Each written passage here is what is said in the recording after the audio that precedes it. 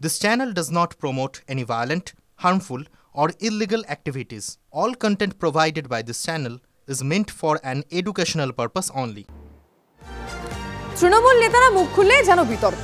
হাতে হাড়ি ভেঙেছেন ভাতারের তৃণমূল বিধায়ক। তার সোজা সাপটা মন্তব্য, আত্মীয় টাকা দিয়েছেন, তিনি বিধায়ক হয়েছেন, তাতে ক্ষতি কি? মানগোবিন্দের মন্তব্যে কি মান গেল দলের?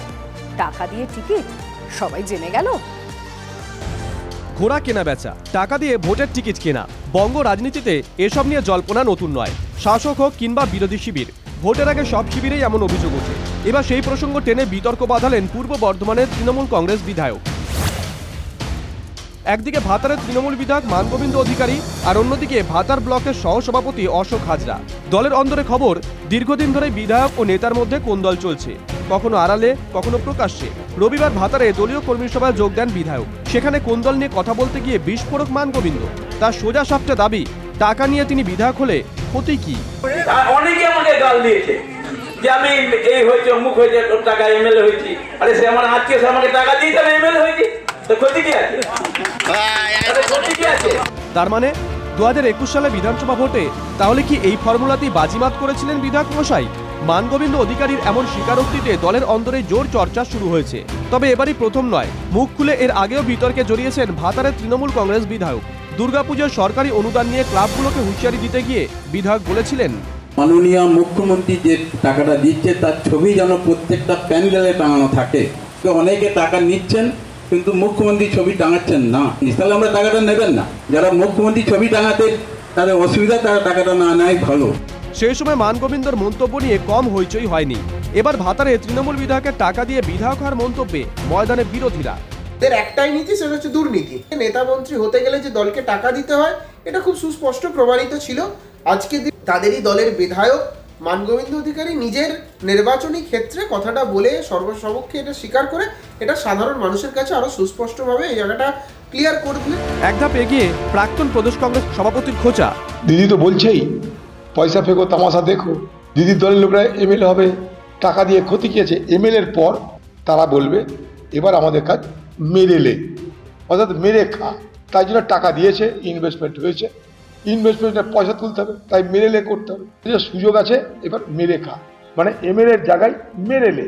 তৃণমূল কংগ্রেসে এই ধরনের নমিনেশন টাকা দিয়ে এ ধরনের কোনো ঘটনা তৃণমূল কংগ্রেসে, আর যদি উনি কনভিন্সড হয়ে থাকেন তাহলে তিনি তার দলের লোকদের বলে দেবেন যে কাকে দিয়েছিলেন, কেন দিয়েছিলেন ইত্যাদি।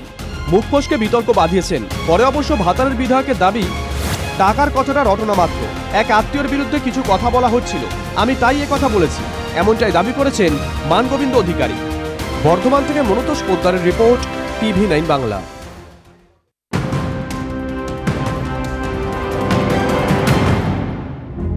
বিজেপির বিবাহ অভিযান কেন? একটু পিছনে ফিরতে হবে। 26শে বাংলায় পরিবর্তনের ডাক দিয়েছিলেন কেন্দ্রীয় স্বরাষ্ট্রমন্ত্রী অমিত শাহ। অমিত শাহের দেওয়া লক্ষ্যমাত্রা পূরণ করতে ঝাঁপিয়ে পড়েছে রাজ্য বিজেপি নেতৃত্ব। তবে লক্ষ্য পূরণ এখনো বহু দূর। তাই নতুন সদস্যের খোঁজে বিয়ে বাড়িও বাদ দিচ্ছেন না বিজেপি নেতারা। গায়ে হলুদের পর গায়ে গেরুয়া। যেমন কামারহাটির একটি বিয়ে বাড়িতে পৌঁছে গেছিলেন বিজেপির রাজ্যসভা সাংসদ শ্রমিক ভট্টাচার্য।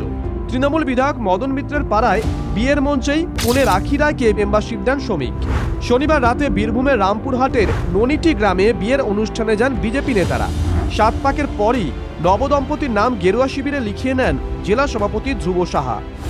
একসময় মিসড কলে মেম্বারশিপ চালু করেছিল বিজেপি, এবার বিবাহ অভিযান। চমক নাকি সত্যিই জনসংযোগ হচ্ছে? বিয়ে বাড়িতে পদ্মফুল ফুটলে কি বাজবে পরিবর্তনের বাজনা? ক্যামেরায় অর্ঘোর সঙ্গে প্রদীপ্তকান্তি ঘোষ, TV9 বাংলা, কলকাতা।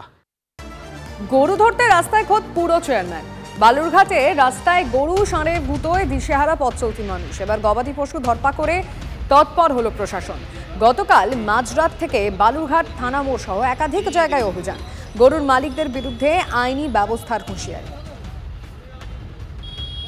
শুধুমাত্র গরু, কারণ গবাদি পশু বলতে আমরা গরু আজকে হচ্ছে আমরা ধরার জন্য বেরিয়েছি।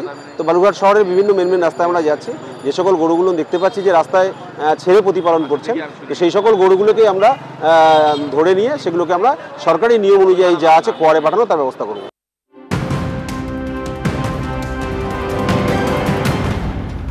বাংলাদেশে বদলার রাজনীতি। হাসিনা আমলের একাধিক মন্ত্রী সহ 13 জনকে পাঠানো হলো জেলে। হত্যা, মানবাধিক বিরোধী একাধিক অপরাধের অভিযোগ প্রাক্তন প্রধানমন্ত্রীর উপদেষ্টা, প্রাক্তন আইনমন্ত্রী, শিক্ষামন্ত্রী সহ 13 জনের বিরুদ্ধে। ট্যাব কেলেঙ্কারিতে গ্রেফতার আরও এক। সাবির আলম নামে একজনকে গ্রেফতার হবিবপুর থানার পুলিশের। ধৃতের বাড়ি উত্তর দিনাজপুরের ইসলামপুর থেকে অভিযুক্তকে গ্রেফতার পুলিশের। ট্যাব কেলেঙ্কারিতে গ্রেফতার করা হয়েছে আরও একজনকে। সাবির আলম নামে একজনকে গ্রেফতার করা হলো হবিবপুর থানা পুলিশের। ধৃতের বাড়ি উত্তর দিনাজপুরের ইসলামপুর। আবারও সেই দিনাজপুর কানেকশন আমি জানবো আমাদের প্রতিনিধি শুভতোষের কাছ থেকে আরো ডিটেলে কি জানা যাচ্ছে তাকে নিয়ে। শুভতোষ। হ্যাঁ দেখো, হবিবপুর থেকে আরো একজনকে গ্রেফতার করা হয়েছে এই ট্যাব কেলেঙ্কারিতে। এই নিয়ে এখনো পর্যন্ত মালদা থেকে প্রায় 8 জনের মতো গ্রেফতার করা হলো। তার মধ্যে পূর্ব বর্ধমান, পূর্ব মেদিনীপুরের যেমন কেস রয়েছে, ঠিক একই সাথে মালদার ঘটনার রয়েছে। সব মিলিয়ে 8 জন, মানে গোটা রাজ্য জুড়ে সব থেকে বেশি গ্রেফতার কিন্তু এই মালদা জেলা থেকে, যাদের মধ্যে বেশিরভাগই গ্রেফতার হয়েছে ভারত বাংলাদেশ সীমান্ত। একেবারে বারবার যেটা আমরা বলছি, ট্যাব কেলেঙ্কারির এই এপিসেন্টার হয়ে দাঁড়াচ্ছে জায়গাটা, কেন এরকম ঘটছে নজর থাকবে। ধন্যবাদ শুভতোষ।